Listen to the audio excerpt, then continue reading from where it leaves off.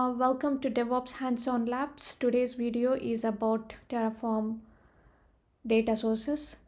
Data sources are existing resources in your cloud infrastructure platform, but it is just like a metadata that you are trying to read the values of it from your existing resources. You it doesn't have any life cycle like your Terraform import resources and your normal Terraform resource configurations. If you try to destroy it as well, these are just read. They're strictly read only, and they're not part of the Terraform object life cycle. And even if you do a Terraform destroy, they will not be deleted. So it is just like a metadata kind of thing where you are getting the value of some resources which you can use for analyzing or using it as part of other resource blocks as a dependency or any other logic that you want to do. So let's get started and see a demo quickly on how Terraform data sources works. So one of the use cases of Terraform data sources are like you can get your AMIs and you can dynamically get your AMIs from from AWS, and you can get any of your shared resources, network resources, VPC IDs, and your subnet IDs. So today we are going to see the example of VPC IDs. So it is a data instead of resource. It's a data, and we are using AWS VPC. So if you have any doubts, you can go to your registry, and in your AWS provider documentation you can go to VPC, and you will see, if you come to AWS VPC, you'll have all these examples. So if you can see here, there is a resource AWS VPC. We are not doing a resource configuration, we are doing a data source configuration. So the type is AWS VPC, and I'm going to call it prod VPC, and let's just select the autocomplete code. Now the filter section is very important. It is you can give on what filter query, how are you querying this particular data is your filter condition. So generally data is associated, the data block is associated with the filter. So now I want to read a VPC ID. Right now there can be a number of VPCs in your thing, and I don't know the VPC, but I still want to get the VPC that I am interested in. Then even though I don't know the VPC ID, I probably know it is a production tag. It is actually a production VPC, or it has some particular tag. It belongs to a particular application.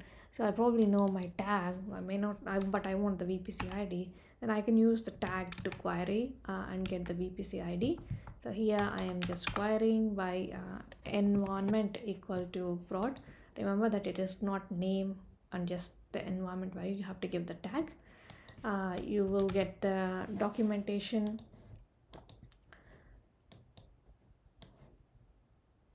You can go to the data sources in Terraform documentation. You can see how you can actually query the infrastructure data. So it is exactly the same thing. I'm using this particular thing where I'm filtering an existing data resource with the tags.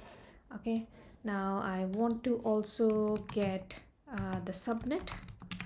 So I'm using an AWS subnet, and let's just call it, because I want to get different availability zones are there. So the availability zone is, I just want to call AP Southeast 1C. Okay, I want to get the subnet that is that is in availability zone 1C. Okay, now if I do Terraform plan, it should tell me planning file. The subnet is not found. Maybe I have a wrong thing, so I'm just gonna quickly look for the subnet. Okay, it's actually 2C. So there's no tag, so I just gave the wrong tag, so there's nothing with the tag 1C. So let's just try to do it. It's able to read the VPC, now it's able to read the subnet as well. So in my outputs as well, I can just generate it. I haven't yet, it's just a plan, remember, and I can just give outputs here. So, and then value equal to data and your VPC, prod VPC, ID, subnet.id. Okay, now if I do Terraform apply minus auto approve,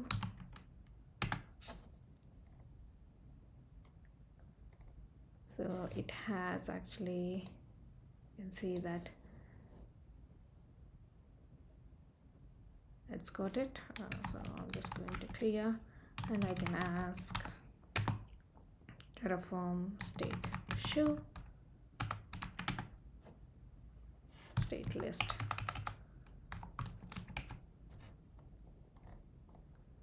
So you can see here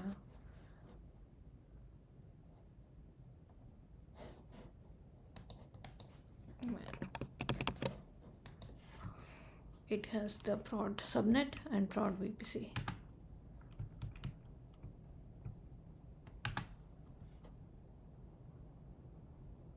So I did not save the outputs. Now you can see like the outputs as well. Here it can show you your prod subnet ID and prod VPC ID. Now let's try to